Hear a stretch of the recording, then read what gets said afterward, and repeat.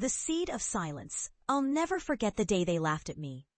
It was my mother, her voice slicing through the air like a knife, and my father, arms crossed in disbelief. Fungi? You want to play with dirt? They thought I was a joke, a failure in the making. My family had always been practical, rooted in traditions that valued conventional careers over what they deemed whimsical pursuits. I was an embarrassment, they said. Little did they know, that ridicule would be the catalyst for my greatest transformation.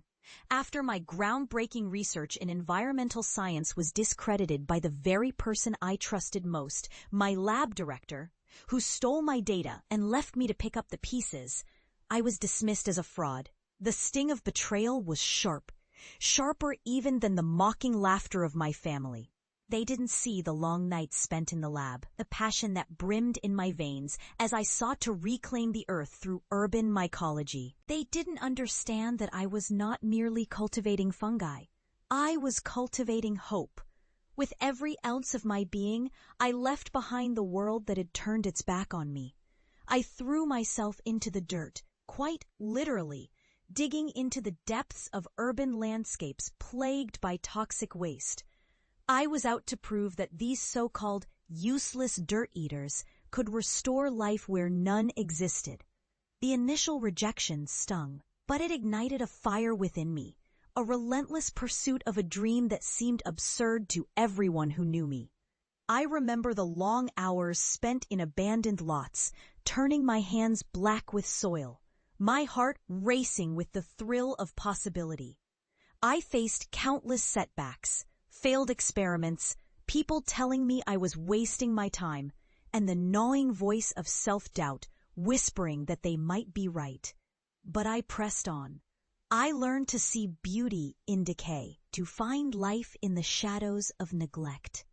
I began to witness the miraculous transformation of barren grounds into thriving ecosystems fueled by the very fungi everyone had mocked.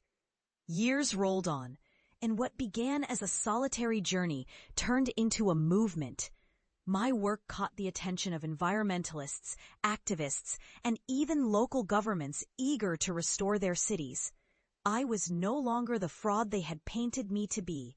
I was the pioneer of urban ecological restoration, turning waste into life and reclaiming my voice.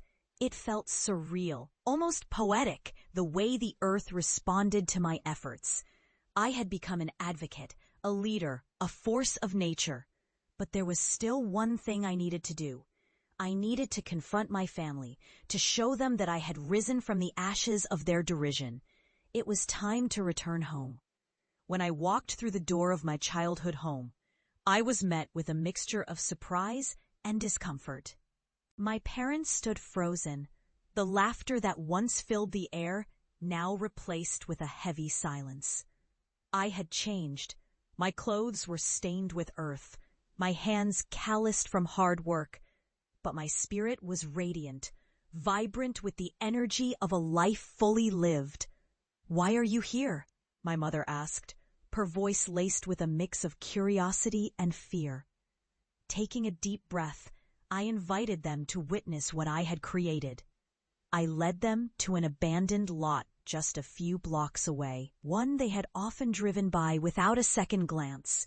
"This was once a wasteland," I said, my heart pounding. "Now it's a thriving ecosystem." When they stepped into the transformed space, their eyes widened in disbelief. Lush green plants flourished where nothing had grown before. Vibrant fungi sprouted from the ground, and the air was alive with the hum of nature. It was as if I had pulled back the curtain on a hidden world, a world they had dismissed as worthless. "Look closely," I urged them. "This is what happens when we nurture the earth instead of tearing it apart. This is what I've dedicated my life to."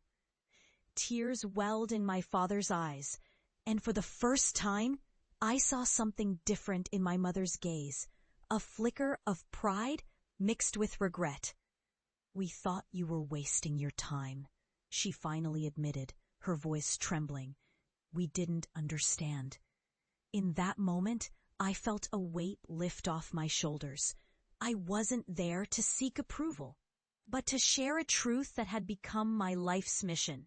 I learned that even the smallest seed can grow into something extraordinary if given the right conditions, I said, my voice steady. And sometimes the most valuable lessons come from the things we least expect. The silence that followed was thick, but it was no longer suffocating. It was filled with understanding, reflection, and the possibility of redemption. They were witnessing firsthand the consequences of their past derision, the missed opportunities to support a dream that had blossomed into something beautiful. As we stood together in that urban oasis, I felt a profound sense of connection, not just to the earth, but to my family.